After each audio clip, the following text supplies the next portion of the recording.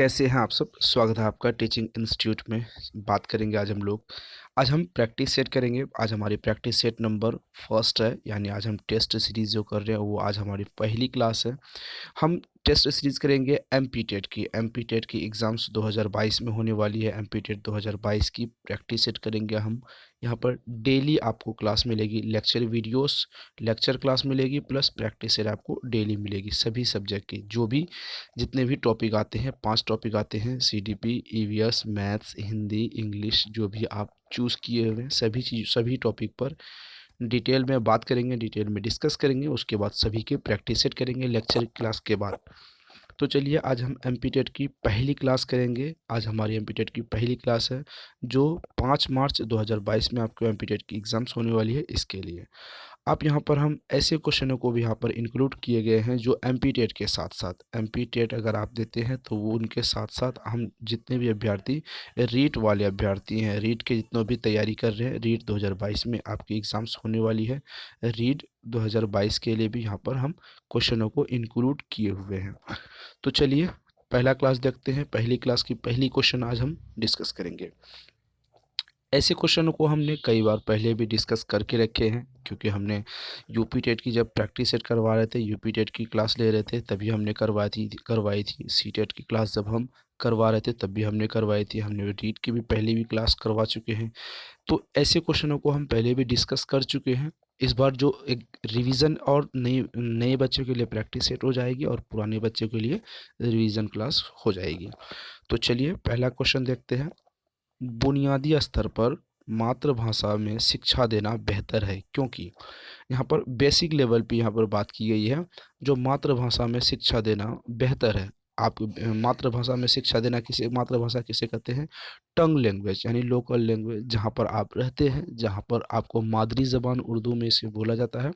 और इसमें टंग लैंग्वेज भी बोलते हैं, जो मातृभाषा भी बोलते हैं, जहाँ पर आप रहते हैं मतलब जो बच्चे अपने घर के माहौल में जो भाषा सीखते हैं उसको यहाँ पर मातृभाषा हम लोग कहते हैं, डेली लाइफ में जो इस्तेमाल होती है। अगर हम मातृभाषा में बच्चों को शिक्षा दें तो वो बेहतर है, क्योंकि बौद्धिक विकास में सहायता करेगा, बच्चों में आत्मविश्वास का विकास करेगा, अधिगम को सरल बनाएगा, प्राकृतिक वातावरण से बच्चों को सीखने में सहायता करेगा। अगर आप यहाँ पर ऑप्शंस देखें, option number A B C D, चारों ऑप्शन यहाँ पर आपको सही लगेंगे, लेकिन आपको one of the best option choose करना है। यहाँ पर याद रखेंगे, आपको यहाँ पर one of the best question को ही चूज़ करना है। चलिए राइट आंसर बताने हैं आपको, क्या राइट आंसर यहाँ पर होंगे। छोटे बच्चों को बुनियादी स्तर पर, बेसिक लेवल पर मातृभाषा में शिक्षा देना है। यहाँ पर बौद्धिक विकास की में सहायता मिलेगी, ये भी सही हो जाएंगे। बच्चों में आत्मविश्वास का विकास करेगा, ये भी ऑप्शन सही हो जाएंगे। अधिगम को सरल बनाएगा, जो आप बच्चे को सिखा रहे हैं, अधिगम का मतलब होता है सीखना, अधिगम का मतलब होता है यहाँ पर सीखने से संबंधित है, ठीक है, सीखने से संबंधित है। जो आप उसे सिखा रहे हैं, लर्निंग करवा रहे हैं, उस सरल बनाएगा, हाँ इजी होगा उसके लिए, ये भी सही हो जाएगा। लेकिन यहाँ पर मातृभाषा के जो सबसे बेस्ट ऑप्शन होगा, option number D right answer हो जाएगा। क्यों होगा, इसमें भी बात करेंगे। प्राकृतिक वातावरण में बच्चों को सीखने में सहायता मिलती है। मातृभाषा वो भाषा है जो आप लोकल लैंग्वेज में सीखते हैं, लोकल लैंग्वेज में जब आप सीख रहे हैं तो वहाँ पर आपको नेचुरली रूप से, प्राकृतिक रूप से वो भाषा अपने आप बोलते हैं, अपने आप सीखते हैं और अपने आप समझते हैं। तो अगर हम इस भाषा में, मातृभाषा में बच्चों को पढ़ाएंगे तो प्राकृतिक वातावरण में बच्चे रहकर सीख लेंगे। ऑप्शन नंबर यहाँ पर डी राइट आंसर हो जाएगा और बेस्ट आंसर भी। आगे की तरफ हम लोग बढ़ेंगे। राष्ट्रीय पाठ्यचर्या रूपरेखा एनसीएफ 2005 की यहाँ पर बात की गई है। एनसीएफ का फुल फॉर्म मैं आपको बता दूं, नेशनल करिकुलम फ्रेमवर्क, ठीक है, नेशनल करिकुलम फ्रेमवर्क यहाँ पर बात की गई है। इस टॉपिक से सभी टीचिंग एग्जाम्स में 1 से 2 क्वेश्चन हर साल, ऐसा कोई भी साल नहीं गया है जो 5 टॉपिक आते हैं 150 मार्क्स की, 150 मार्क्स की, उसमें ये क्वेश्चन एनसीएफ से ना पूछा गया हो। तो अगर एनसीएफ की पूरी वीडियो देखना चाहेंगे आप, तो इस वीडियो के डिस्क्रिप्शन बॉक्स में लिंक दे दूंगा, या फिर आप प्लेलिस्ट पर जाएंगे तो वहाँ पर भी मिल जाएगी। चैनल पे जाएंगे, वहाँ पर प्लेलिस्ट बनी पड़ी है, वहाँ पर आप देख सकते हैं। तो चलिए एनसीएफ 2005 के अनुसार गणित शिक्षण का मुख्य उद्देश्य क्या होता है। जो बेसिकली यहाँ पर कहा गया है क्वेश्चन में कि अगर आप गणित एनसीएफ ने कहा, एनसीएफ क्या कहा है गणित शिक्षण के लिए, बच्चों का संवेगात्मक विकास करना, बच्चे का अंक गणित का ज्ञान देना, बच्चे में तार्किक चिंतन तथा समस्या समाधान योग्यता का विकास करना, बच्चे में गणित के प्रति रुचि पैदा करना। क्या राइट आंसर होंगे ये आपको यहाँ पर बताने हैं। एनसीएफ 2005 गणित के शिक्षण संबंध में क्या मुख्य उद्देश्य कहे गए हैं, ये आपसे सवाल पूछा है। तो चलिए, गणित क्या है, एक तर्क वाली सब्जेक्ट है। क्या है, तर्क वाली मतलब लॉजिक। गणित में हम क्या कर सकते हैं, लॉजिक लगा के उस समस्या का समाधान करते हैं, यानी क्वेश्चन का आंसर निकालते हैं। ठीक है, तो जहाँ पर तर्क वाली बात होती थी, यहाँ पर तर्क वाला भी राइट आंसर हो जाएगा, समस्या का समाधान करना। बच्चों में तार्किक चिंतन तथा समस्या समाधान योग्यता का विकास करना, ये एनसीएफ 2005 ने कहा है। Option number C right answer हो जाएगा। चलिए आगे की तरफ बढ़ते हैं। शिक्षा का उद्देश्य होना चाहिए, जो आपका एजुकेशन का सिस्टम है, एजुकेशन का जो वे है, उसका क्या एक एम होनी चाहिए, एक टारगेट होनी चाहिए, क्या लक्ष्य होनी चाहिए, सवाल आपसे पूछा है। विद्यार्थियों को परीक्षा के लिए तैयार करना, विद्यार्थियों में व्यावसायिक कुशलता का विकास करना, विद्यार्थियों में सामाजिक जागरूकता का विकास करना, व्यवहारिक जीवन के लिए विद्यार्थियों को तैयार करना। जो आप शिक्षा हासिल करते हैं, आप जो पढ़ रहे हैं, आप एजुकेशन से जुड़े हैं, एजुकेशन सिस्टम क्या कहती है, एजुकेशन से आपको क्या लाभ होने चाहिए, ये सवाल आपसे पूछा है। यहाँ आंसर बहुत सिंपल होगा, यहाँ पर सिंपल आंसर होगा। ठीक है, क्योंकि ऐसे क्वेश्चनों को आंसर आप यूँ दे पाएंगे, क्योंकि आप रियल लाइफ में उसे रिलेट करके आंसर दे पाएंगे। आप रियल लाइफ में सोचिए कि क्या राइट आंसर होंगे। परीक्षा के लिए तैयार करना, क्या शिक्षा हम इसीलिए हासिल करते हैं, सिर्फ परीक्षा के लिए तैयार हो जाते हैं, बिल्कुल भी नहीं। विद्यार्थियों को व्यवसायिक कुशल, क्या सिर्फ बिजनेस के लिए हम बेहतर से एजुकेशन हासिल करते हैं, ये भी गलत हो जाएगा, ये भी नहीं होगा। विद्यार्थियों में सामाजिक जागरूकता का विकास, यहाँ पर ये हो सकता है, ऐसा ऑप्शन नंबर सी हो सकता है, लेकिन यहाँ पर option number D right answer होगा। व्यवहारिक जीवन के लिए, जो आप डेली लाइफ जीते, यहाँ पर बात हो रही है डेली लाइफ के लिए। ठीक है, डेली लाइफ जो आप जी रहे हैं, डेली लाइफ जो आप जी रहे हैं, उनके लिए तैयार करना, आपके बेहतर जीवन के लिए भावी तरीके से तैयार करना शिक्षा का एक उद्देश्य होता है, ताकि आप अपने दैनिक जीवन में जो भी आपके सामने समस्या आती है, उन समस्याओं को आप सुलझाएं और बेहतर से बेहतर जीवन में अपने लक्ष्य की ओर बढ़े, अपने आगे बढ़ते रहें। आप निराश ना हो, थक हार के परेशान ना हो, शिक्षा का ये सब उद्देश्य होता है। चलिए आगे बात करते हैं। राष्ट्रीय शिक्षा नीति 1986 के अनुसार शिक्षा पर निवेश इस राष्ट्र उत्पादन का प्रतिशत था। 1986 में जब शिक्षा नीति आई थी, तो 1986 में जो राष्ट्रीय बजट था, निवेश जो बजट था, वो कितना प्रतिशत था, 6%, 10%, 4%, 3%, कितना प्रतिशत था, ये आपसे सवाल पूछा है। चलिए, जब 1986 में क्या बनी थी, राष्ट्रीय शिक्षा नीति बनी थी, तो 1986 का जीडीपी का, सॉरी 1986 में जीडीपी का कितना प्रतिशत हिस्सा कितना प्रतिशत हिस्सा शिक्षा पर खर्च किए गए थे, ये आपको बताने हैं। जाहिर सी बात है 3% बहुत कम हो जाते हैं, 10% होंगे नहीं, तो ये ऑप्शन आप हटा देंगे। लाइफ लाइन को 6% बहुत बार हमने लेक्चर क्लासेस में डिस्कस किए हुए हैं। तो चलिए ऑप्शन नंबर ए राइट आंसर हो जाएगा। आगे की तरफ हम लोग बढ़ते हैं। बाल केंद्रित शिक्षा का समर्थन निम्नलिखित में से किस विचारक द्वारा किया गया था। Erik Erikson, Charles Darwin, John Dewey, BF. Skinner. बाल केंद्रित शिक्षा का समर्थन किसने किया था, यह सवाल आपसे पूछा है। लेक्चर क्लास अगर आप अटेंड किए होंगे तो वहाँ पर आपको राइट आंसर समझ आ गया होगा कि 5 सेकंड में ऐसे क्वेश्चनों का राइट आंसर आप दे पाएंगे कि जॉन डीवी ने बाल केंद्रित शिक्षा का समर्थन किया था। आज हम जो डिस्कस करेंगे, मोस्ट इम्पोर्टेंट 30 क्वेश्चनों को डिस्कस करेंगे। इसमें से मिनिमम 25 को यहाँ पर आप आपको मिनिमम 25 को कवर करने हैं, ताकि आपके बेसिक स्टैंडर्ड कितने हैं ये हमें पता चल सके कि आप कितने बेहतर तरीके से प्रिपेयर हैं अपने एग्ज़ाम्स के लिए। अगर आप बेहतर तरीके से क्वेश्चन नहीं कर पाते हैं तो आपके सामने ऑप्शंस हैं कि आप लेक्चर क्लास को अटेंड करें, लेक्चर वीडियोस देखें, अगर टाइम पे नहीं देख पाते हैं तो बाद में भी आप देख सकते हैं।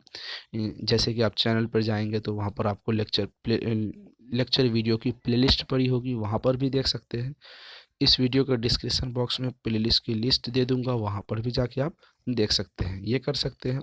दूसरा, आप नोट्स ले सकते हैं। नोट्स के लिए मैं नंबर बता दूं, अभी नंबर बता देते हैं। सॉरी, 7634993536, इस नंबर पर आप व्हाट्सअप करके नोट्स ले सकते हैं।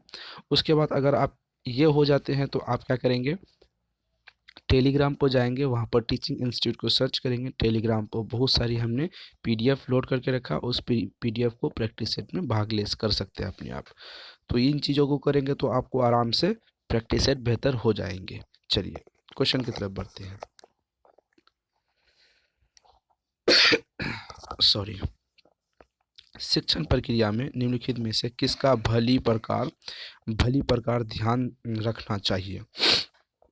यहाँ पर सवाल पूछा है, शिक्षण प्रक्रिया में निम्नलिखित में से किसका ध्यान ज़्यादातर रखना चाहिए।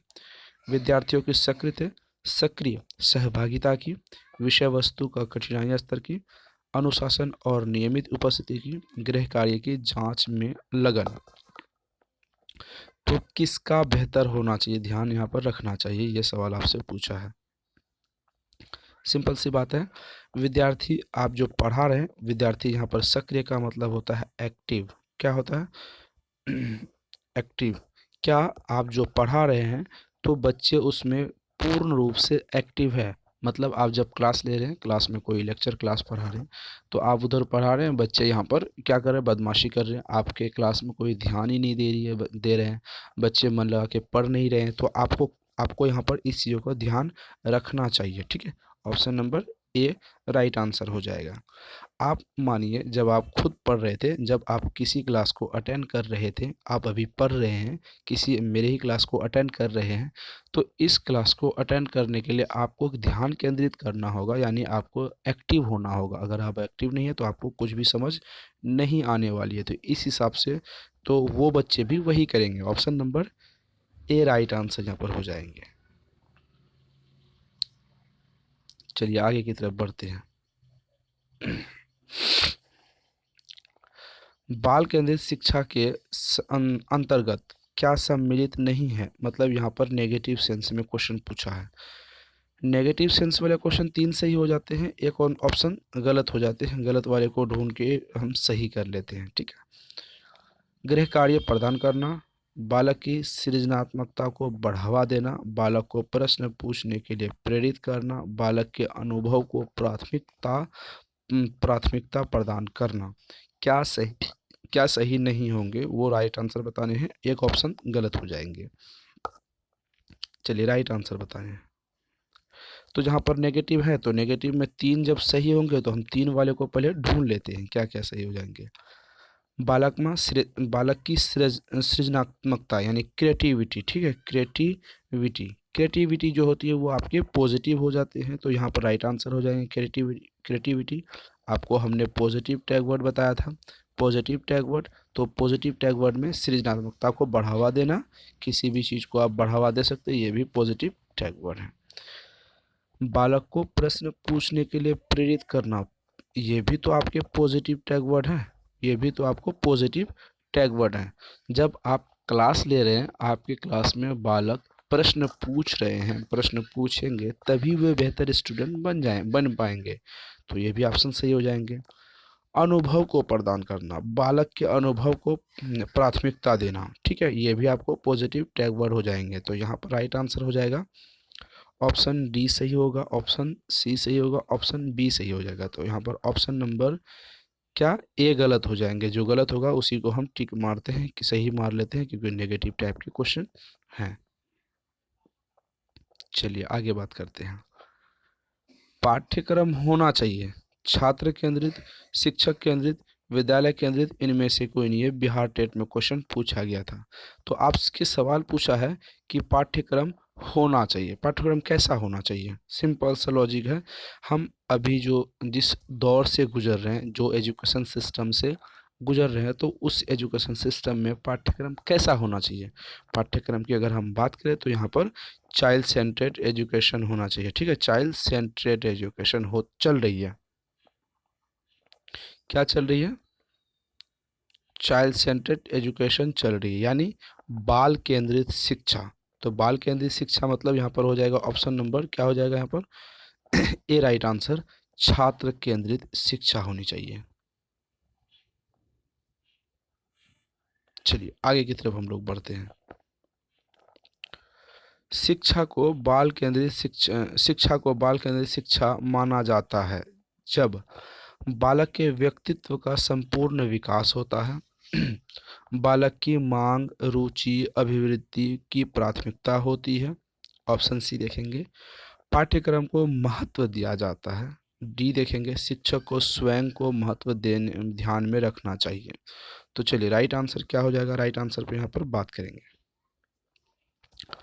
बाल केंद्रित शिक्षा, शिक्षा में बाल केंद्रित शिक्षा कब माना जाता है? तब जब यहाँ पर बात करेंगे ऑप्शन नंबर बी, बालक की मांग व रुचि अभिवृद्धि का प्राथमिकता को ध्यान में रखा जाता है। Option number B right answer हो जाएगा। आगे क्वेश्चन देखते हैं। क्वेश्चन कहता है, प्राथमिक विद्यालय के कक्ष के संदर्भ में सक्रियबद्धता का क्या अर्थ है। यानी यहाँ पर भी एक्टिव की बात करिए। सक्रिय मतलब होता है एक्टिव।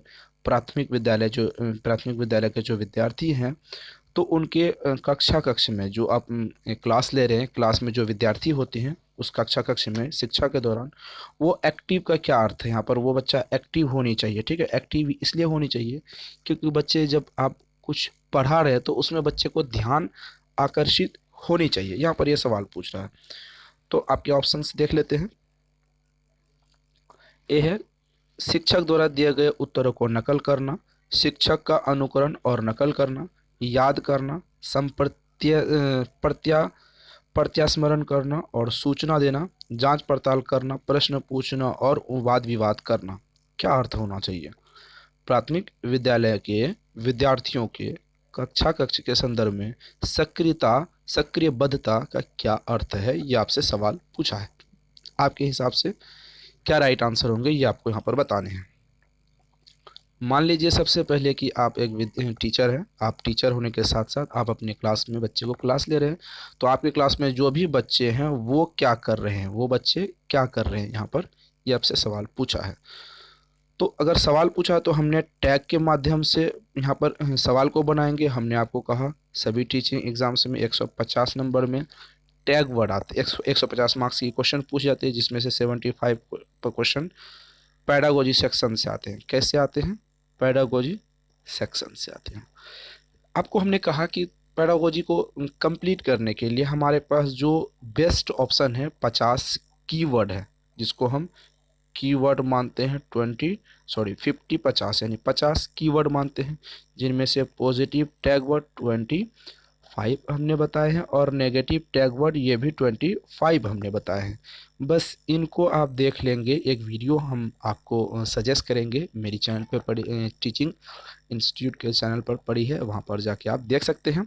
इसके माध्यम से आप एग्ज़ाम में 75 में से 70 मार्क्स आप 100% गेन कर लेंगे। पैडागोजी कितना मार्क्स की पूछ जाती है? 75 मार्क्स की, उसमें से आप 70 मार्क्स लेते आएंगे। कैसे? चलिए बात करते हैं। इस क्वेश्चन को हम उसी माध्यम से सॉल्व करेंगे। शिक्षक द्वारा दिए गए उत्तरों को नकल करना, ये नेगेटिव टैग वर्ड है क्योंकि ये गलत है। बच्चा कभी नकल नहीं करता, ये गलत हो जाएगा। कहा ना, ऑप्शन से नहीं देखना, क्वेश्चन को नहीं देखना, आंसर दे देना। यहाँ पर भी नकल है, ये भी गलत हो जाएगा। याद करना, किसी चीज़ों को बच्चे को याद नहीं कराना है, ये भी नेगेटिव टैग वर्ड है। प्रतिस्मरण करना, ये भी नेगेटिव टैग वर्ड, ये भी गलत हो जाएगा। सुनना, ये सही हो जाएगा। सुनना क्या हो जाएगी? ये पॉजिटिव टैग वर्ड हो जाएगी। अब यहाँ पे देखेंगे ये नेगेटिव है, ये भी नेगेटिव है और ये पॉजिटिव है। ठीक है, पॉजिटिव टैग वर्ड। तो 2 ऑप्शन गलत हो जाएंगे, तो इस हिसाब से सी भी गलत हो जाएंगे। तो यहाँ पर आपको दिख रहा होगा ऑप्शन नंबर ए गलत हो जाएगा, ऑप्शन बी गलत, ऑप्शन सी ये भी गलत। तो ऑप्शन नंबर डी सही कैसे होगा? क्योंकि जांच पड़ताल करना ये पॉजिटिव टैग वर्ड होता है। प्रश्न पूछना ये भी आपके पॉजिटिव टैग वर्ड माने जाते हैं, ठीक है। और वाद विवाद करना, डिस्कशन क्या होती है, ये भी आपकी पॉजिटिव टैग वर्ड मानी जाती है, ठीक है। तो इस हिसाब से ऑप्शन नंबर यहाँ पर आपको ए राइट आंसर हो जाएंगे। कॉन्सेप्ट क्लियर होगा? चलिए आगे बात करते हैं। भारतीय संविधान के किस अनुच्छेद में 6 से 14 वर्ष आयु वर्ग के बच्चे के लिए निःशुल्क एवं अनिवार्य यानी फ्री एंड कंपल्सरी, ठीक है, free and compulsory free and compulsory शिक्षा का अधिकार शामिल है? अनुच्छेद 26, अनुच्छेद 15, अनुच्छेद 45, अनुच्छेद 21 का अ, यानी हमने आपको जब पढ़ाया था 21 का क या फिर 21 का ए, ये पढ़ाया था आपको, ठीक है। तो यहाँ पर दोनों का मतलब एक ही है। हम जब लेक्चर क्लास कराए थे तो वहाँ पर आपको ऐसे क्वेश्चनों को पढ़ा के रखा।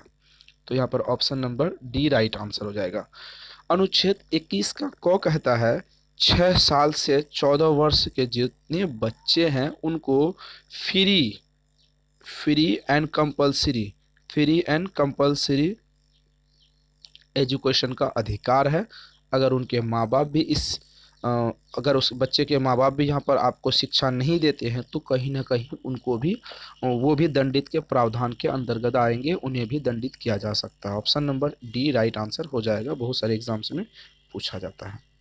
चलिए आगे की बात करें हम लोग।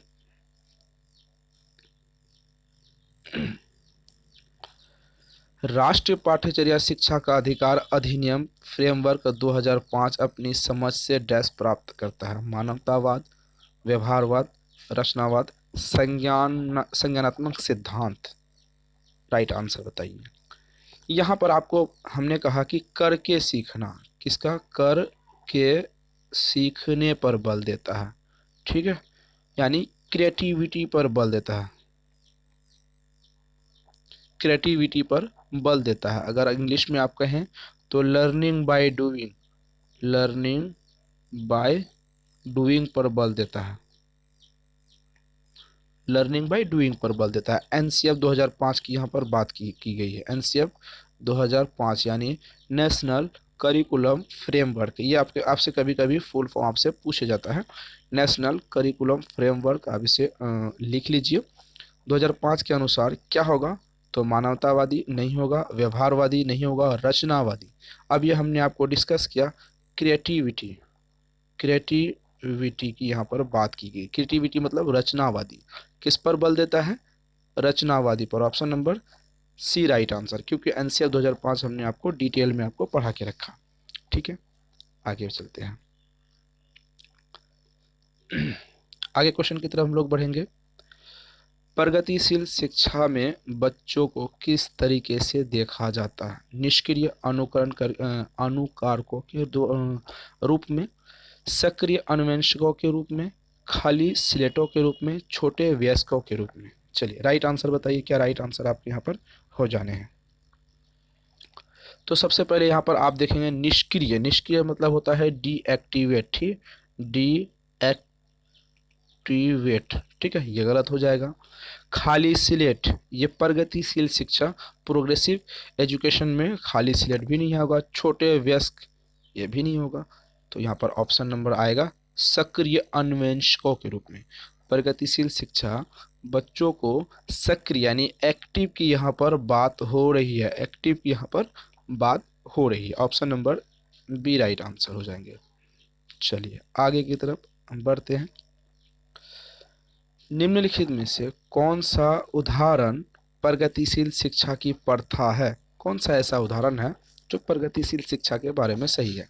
शारीरिक दंड, व्यक्तिगत सापेक्ष अधिगम, प्रतियोगितात्मक कक्षा, निरंतर तुलनात्मक मूल्यांकन। चलिए राइट आंसर बताइए क्या हो जाएगा? निम्नलिखित में से कौन सा उदाहरण है जो प्रगतिशील विद्यालय, सॉरी यहाँ प्रगतिशील विद्यालय की बात यहाँ पर हो रही है, प्रोग्रेसिव स्कूल्स की यहाँ पर बात हो रही है। तो सबसे पहले पहला जो ऑप्शन आएगा वो नेगेटिव हो जाएगा। शारीरिक दंड, आप किसी को आप नहीं दंड नहीं कर सकते, वो नेगेटिव टैग वर्ड में आता है, ये गलत हो जाएगा। प्रतियोगात्मक कक्षा, प्राथमिक लेवल के बच्चे के लिए प्रतियोगात्मक कक्षा आप नहीं कर सकते क्योंकि ये बड़े क्लास के लिए होती है। निरंतर तुलनात्मक मूल्यांकन, कंटिन्यू, ऑप्शन नंबर आपके ए गलत, सी गलत, तो बचेंगे ऑप्शन नंबर डी हो जाएगा या फिर आपको बी होगा।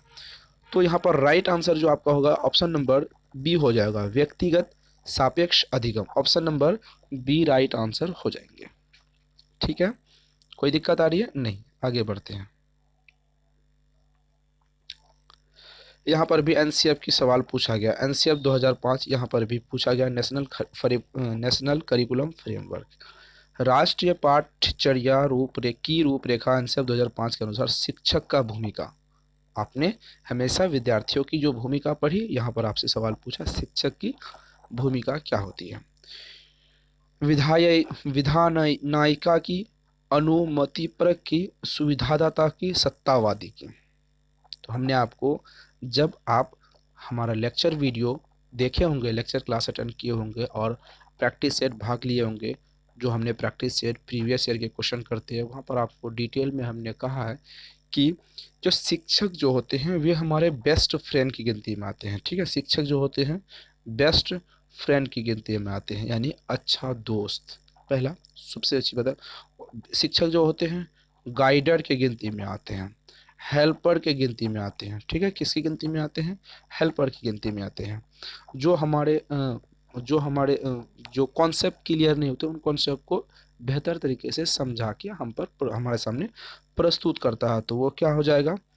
टीचर एक सुविधादाता होता है। ठीक है, सत्तावादी अनुमति परक नहीं होता है, विनायधिक की ये नहीं होती है, तो ऑप्शन नंबर क्या हो जाएगी? हेल्पर हो जाएगी। यहाँ पर ऑप्शन नंबर क्या हो जाएगी? Helper, option number C. ठीक है, चलिए आगे की तरफ बढ़ते हैं। राष्ट्रीय पाठ्यचर्या रूपरेखा 2005 की संतुतियों के संबंध में कौन सा कथन सत्य नहीं है? मतलब नेगेटिव सेंस वाले क्वेश्चन आ गए आपके सामने। 3 सही हो जाएंगे, 1 गलत होंगे, और हमें क्या करना है? गलत वाले को ढूंढ के सही करना है। चलिए क्वेश्चन का आंसर देखते हैं, ऑप्शन देख लेते हैं हम लोग। विश्वविद्यालय को राजनीतिक से मुक्त रखना, ज्ञान को बाह्य जीवन के से जोड़ना, राष्ट्र के प्रजातांत्रिक मूल्यों का सम्मान करना, परीक्षाओं में लचीलापन का होना। क्या कहा है और क्या नहीं कहा है, ये आपसे सवाल पूछा है। चलिए इसका राइट आंसर बताइए। चलिए एनसीएफ 2005 क्या कहता है, यानी नेगेटिव है, तो हम क्या करेंगे? सबसे पहले 3 को सही, 3 जो सही होंगे उन सही वाले को हम ढूंढते हैं। तो ज्ञान को बाह्य जीवन से जोड़ने के लिए एनसीएफ कहता है, ये सही हो जाएगा। राष्ट्र को प्रजातांत्रिक मूल्यों का सम्मान करने के लिए कहता है, जो डेमोक्रेसी कंट्री है हमारी, India is a democracy country, तो उसके मूल्यों को समझाने के लिए, उसको मूल्यों को समझने के लिए ये कहता है, ये भी सही हो जाएगा यहाँ पर ऑप्शन नंबर सी। परीक्षाओं में लचीलापन का होना, ये भी सही होता है, तो क्या नहीं होता? विश्वविद्यालय को राजनीति से मुक्त कर रखना, नहीं, ये नहीं कहता है, क्योंकि विश्वविद्यालय में राजनीतिकरण करने के लिए कहता है। ठीक है, करने के लिए कहता है, यहाँ मुक्त करना ये गलत हो जाएगा, ये ऑप्शन नंबर ए गलत। हमने कहा आपको कि जो ऑप्शंस आपके गलत होंगे उसी को हम टिक मार के सही कर लेंगे नेगेटिव वाले क्वेश्चन में। यहाँ पर कॉन्सेप्ट एक और समझे आप कि विश्वविद्यालय में राजनीति से मुक्त नहीं करना, क्योंकि हमारे देश की जो डेमोक्रेसी कंट्री में राजनेता जो होते हैं वही हमारे देश के लीडर होते हैं, सुप्रीम लीडर होते हैं। तो हम कहाँ, हमें एजुकेशन सिस्टम से लीडर को चुनना चाहिए, यानी यूनिवर्सिटी में, यहाँ पर बात हुई यूनिवर्सिटी में क्या होनी चाहिए? राजनेता होनी चाहिए। जैसे कि आपने जेएनयू में देखा होगा, जेएनयू से पढ़े हुए बहुत सारे हमारे देश के सर्वश्रेष्ठ राजनेता निकले हैं। तो अगर एनसीएफ के हिसाब से यूनिवर्सिटी में राजनेता खत्म हो जाएंगे तो हमारा अस्तित्व ही कहीं ना कहीं खतरे में आ जाएगी। ठीक है, आगे की तरफ चलते हैं। यहाँ पर भी एनसीएफ 2005 से सवाल पूछा गया, आधारभूत सिद्धांतों में निम्नलिखित में से कौन सा भाग सम्मिलित नहीं है। यहाँ पर भी आपको नेगेटिव सेंस में क्वेश्चन पूछा है, 3 सही हो जाएंगे, उसी को ढूंढते हैं। अच्छी बाह्य परीक्षा का आयोजन कराना, रटने का महत्व प्रदान न करना, पुस्तकों के इतर ज्ञान का प्राप्त करना, ज्ञान को वास्तविक जीवन से जोड़ना। तो नेगेटिव सेंस में कहा है, नेगेटिव में 3 सही होंगे, सही वाले को ढूंढते हैं। सबसे पहले आप सबसे पहले क्या करेंगे, सही वाले को अगर ढूंढ लेंगे तो आपको राइट आंसर आराम से हो जाएगी।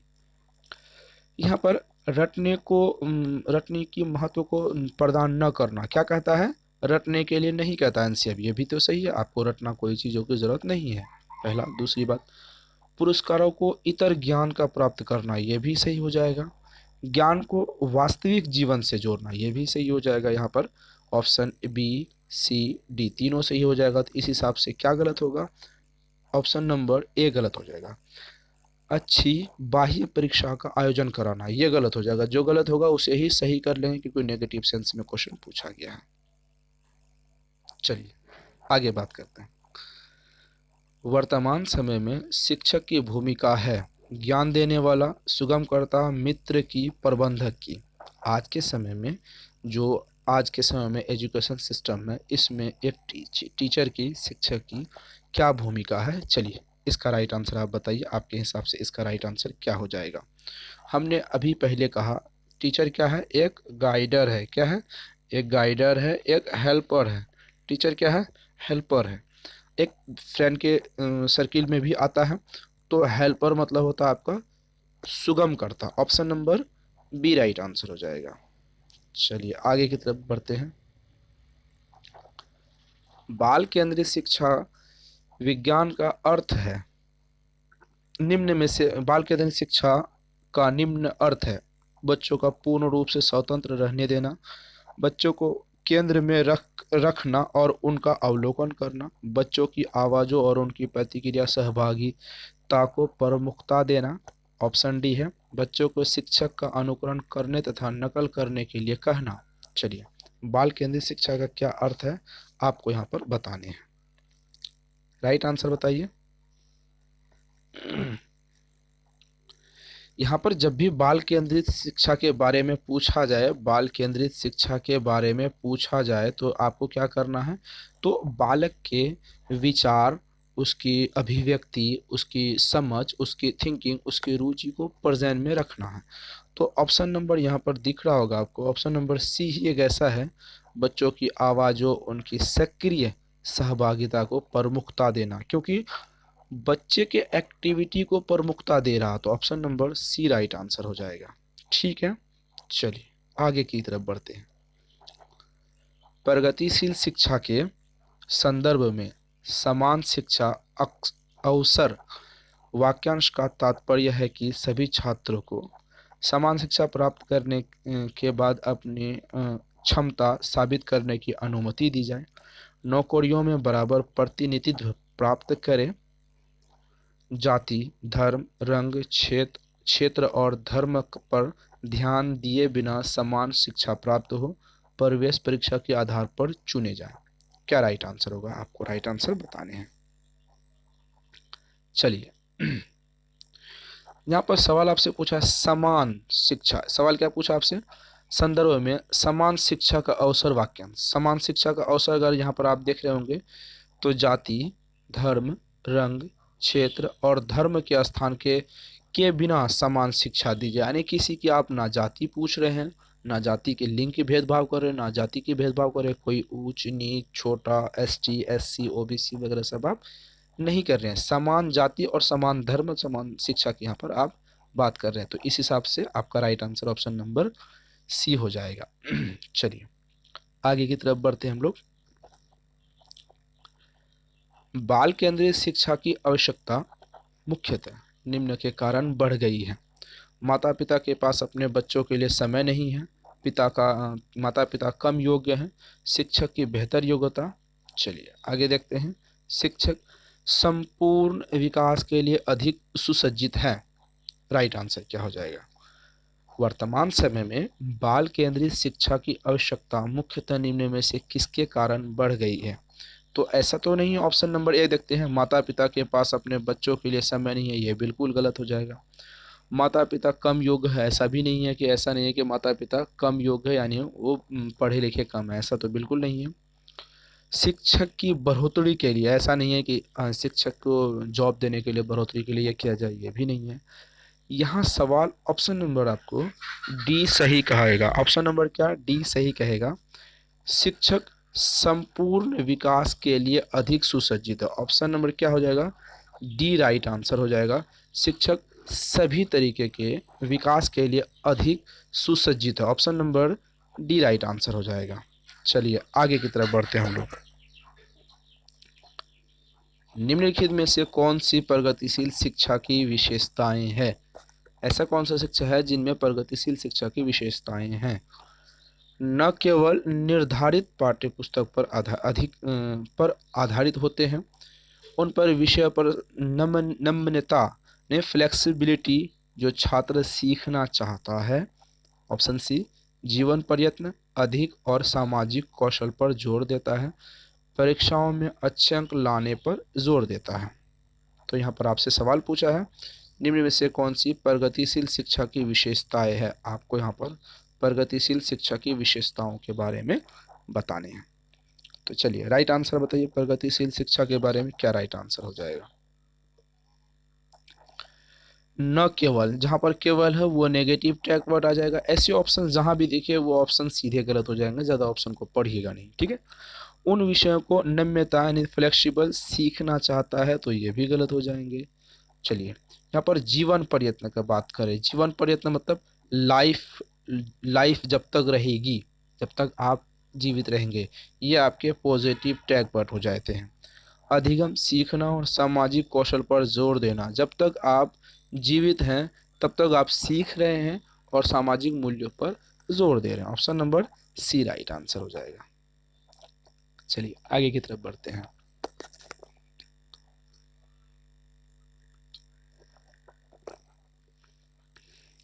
चलिए क्वेश्चन देखते हैं।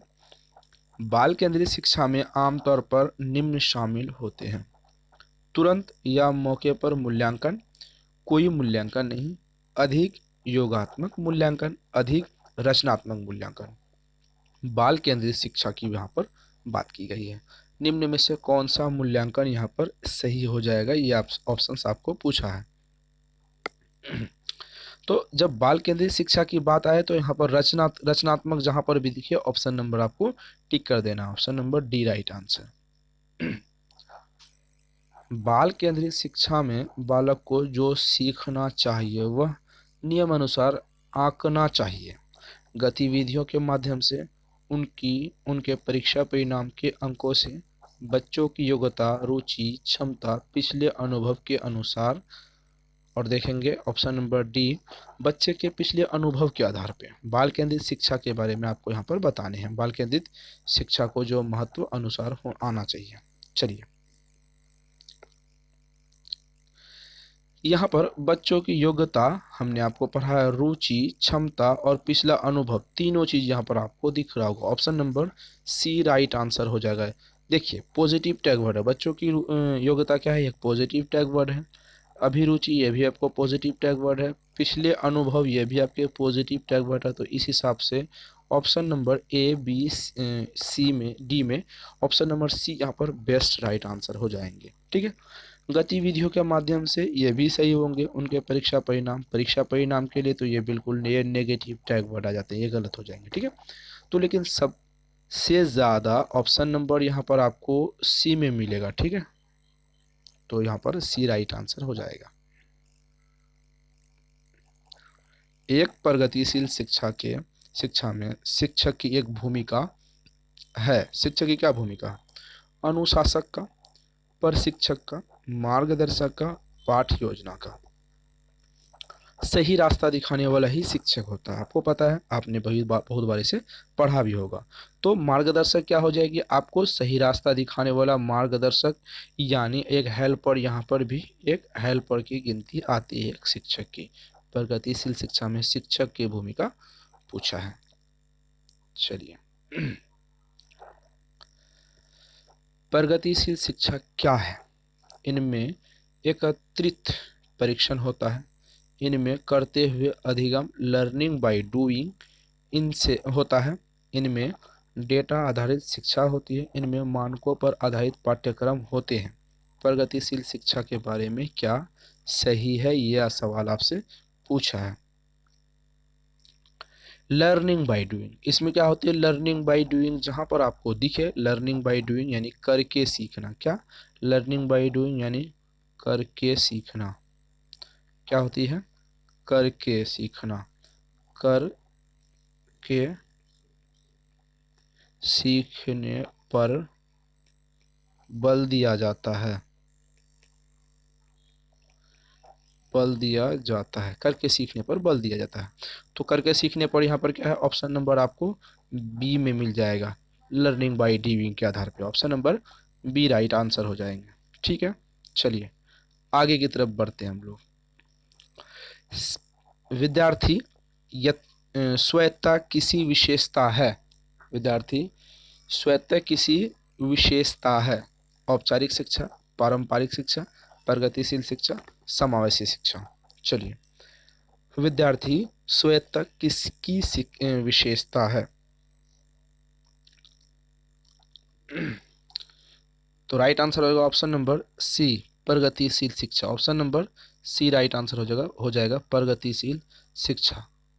ठीक है, चलिए आगे की तरफ हम लोग बढ़ते हैं। सवाल है, बाल केंद्रित शिक्षा निम्न का प्रयोग करती है, बाल केंद्रित शिक्षा किसका प्रयोग करती है, विविध दर्शन का, हर्ष अंत मूल्यांकन का, रेखीय प्रदर्शन का, अनुशासनात्मक बल का। बाल केंद्रित शिक्षा निम्न में से किसका प्रयोग करती है, सवाल आपसे पूछा है और जवाब आपको देना है। चलिए, विविध प्रदर्शन का, बाल केंद्रित शिक्षा जो होती है वो अलग अलग तरीके से प्रदर्शन के रूप में करती है, क्योंकि बाल केंद्रित शिक्षा बालक, यहाँ पर बालक की बात हो रही है, जब बालक की बात हो रही तो किसी एक निश्चित यानी रैखिक, यहाँ पर वो बिल्कुल भी रैखिक नहीं जाने वाली है, क्योंकि वह विविध प्रदर्शन होगा। कोई बच्चा हंसने से कुछ सीखता है, कोई खेलने से सीखता है, कोई बच्चा देख के अनुकरण करने से सीखता है, तो अलग अलग तरीके से यहाँ पर आप देख रहे होंगे विविध पूछा है, विविध मतलब होता है अलग अलग। ठीक है, अलग अलग अलग की बात यहाँ पर हो रही है, अलग अलग की यहाँ पर बात हो रही है। चलिए आगे बढ़ते हैं। प्रगतिशील शिक्षा के जनक के रूप में याद किए जाने वाले सिद्धांतकार, Friedrich Froebel, John Dewey, Jean पियाजे, ग्राहम गिब्स। प्रगतिशील शिक्षा में सबसे ज़्यादा याद किए जाने वाले सिद्धांतकार कौन है, प्रगतिशील शिक्षा के सपोर्टर, मानने वाले, जानने वाले, उसको आगे बढ़ाने वाले कौन है, कोई सोचने वाली बात है। 5 सेकंड में तो इसका राइट आंसर दे पाएंगे, क्योंकि हमने लेक्चर क्लास बहुत लंबी लंबी थ्योरी करके रखा है इसमें से। तो यहाँ पर जॉन डीवी महोदय प्रगतिशील शिक्षा के लिए सबसे ज़्यादा याद करने वाली बातें हैं, जॉन डीवी महोदय, option number B right answer हो जाएगा। चलिए आगे की तरफ बढ़ें। प्रगतिशील परिवारों में बच्चे में अपेक्षाकृत कौन सा प्रेरक अधिक प्रबल होता है, सह संबंधन, जिज्ञासा, उपलब्धि, आक्रामकता। क्या सबसे ज्यादा प्रगतिशील परिवार में बच्चों की अपेक्षाकृत कौन सा प्रेरक अधिक बल होता है, यह सवाल आपसे पूछा है। चलिए इसका राइट आंसर आपको बताने हैं। तो सबसे पहली बात यहाँ पर आप बात करेंगे तो आपको हम लाइफ लाइन के यहाँ पर बताते हैं, लाइफ लाइन बताते हैं, यानी 2 ऑप्शन हटा देते हैं और 2 ऑप्शन को आपको बता देते हैं। तो सबसे पहले आक्रामकता बिल्कुल भी नहीं हो जाएगा, संबंध बिल्कुल भी नहीं हो जाएगा। तो इस हिसाब से आपके जो ऑप्शन बनते हैं, जिज्ञासा और उपलब्धि।